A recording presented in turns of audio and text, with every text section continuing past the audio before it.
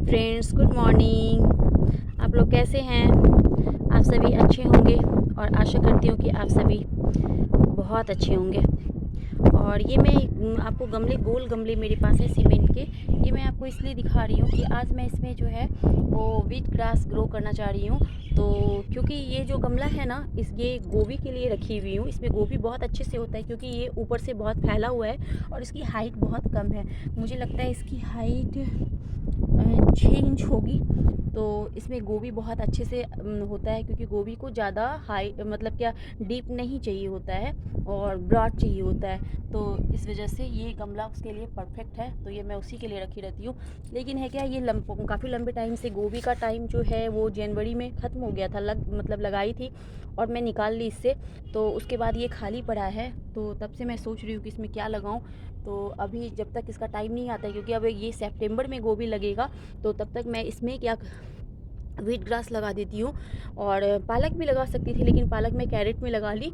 तो इसमें मैं वीट ग्रास लगा दूँगी, गेहूँ लगा दूँगी। देखिए मैं गेहूँ लाई हूँ, ये देखिए। और ये मैं इसमें लगा दूँगी और ये चलता रहेगा क्योंकि उसका मैं जूस पीती हूँ। तो ये बहुत अच्छे से इसमें चलेगा। कैरेट में लगाई थी और अब इसमें भी मैं लगा देती हूँ। ये देखिए मैं सारे गमले की गुड़ाई कर दी हूँ। ये देखिए इसकी मिट्टी को थोड़ा ढीला कर दी हूँ। अब इसके बाद मैं इसमें सबसे पहले इसको मैं थोड़ा सा हाथ से इस तरीके से मिला दूँगी और इसको एक लेबल में कर दूँगी। गुड़ाई करने के बाद अब मैं इसमें वीट डालूँगी। डाल दिया इस तरह से।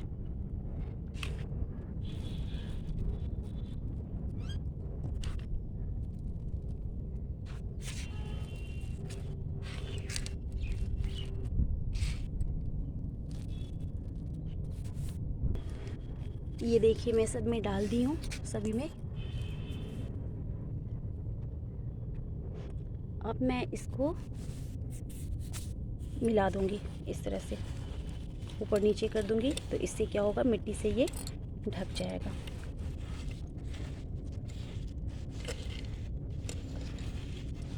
इस तरह से।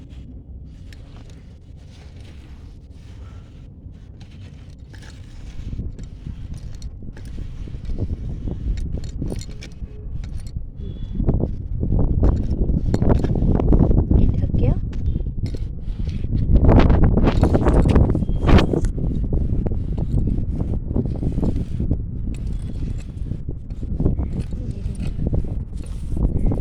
इस तरीके से इसको सभी को ढक देना। ये देखिए सभी गमले को मैं मिट्टी को कवर कर दी हूँ। इसमें थोड़ा बहुत दिख भी रहा है तो कोई बात नहीं, दिख रहा है तो वो खुद जर्मिनेट हो जाएगा और फिर इससे वीट ग्रास निकल आएगा। अब मैं इसमें वाटरिंग करूँगी, पानी डालूँगी। आपको मग्गे से नहीं डालना है, इस तरह से सावर करना है। सीड्स लगाने के बाद कोई भी सीड्स आप लगाइए तो कभी भी मग्गे से पानी नहीं डालना चाहिए, उसको सावर करना चाहिए।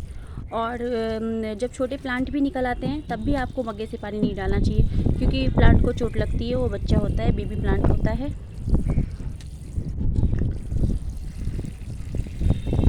ये देखिए इस सभी में मैं वाटर डाल दी।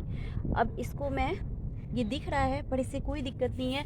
गेहूँ जो है वो जर्मिनेट हो जाएगा और फिर इससे वीट ग्रास निकल जाएगा। उसके रूट जो है मिट्टी को पकड़ लेंगे और फिर सही चलेगा। तो इस तरह से सब में डाल दी। अब ये जैसे ही जर्मिनेट होगा, जिसमें ये वीट ग्रास निकलेगा, तो मैं आपको दिखाऊंगी कि उसको निकाल कर और कैसे उसको यूज़ करते हैं।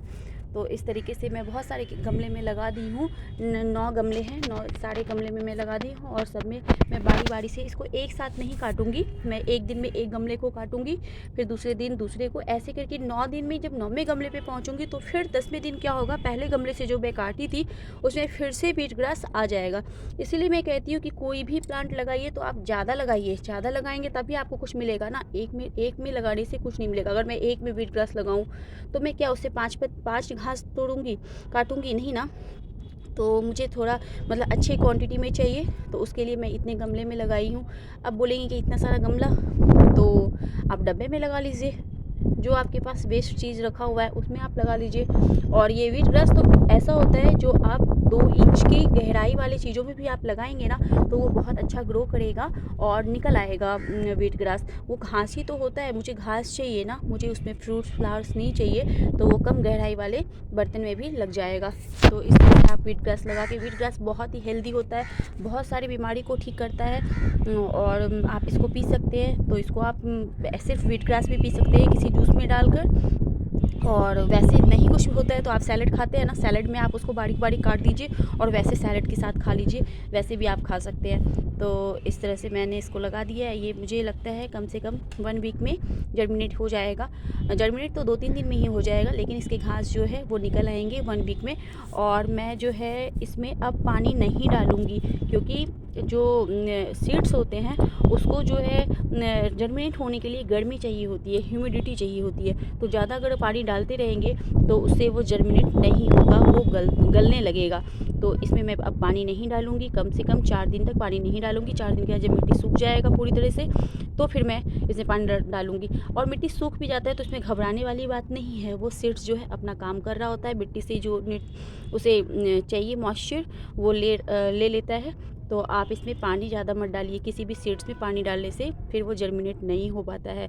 और सीड्स भी डालने का टाइम होता है, कुछ लोग कहते हैं कि मैं सीड्स डाली और फिर वो जर्मिनेट ही नहीं हुआ।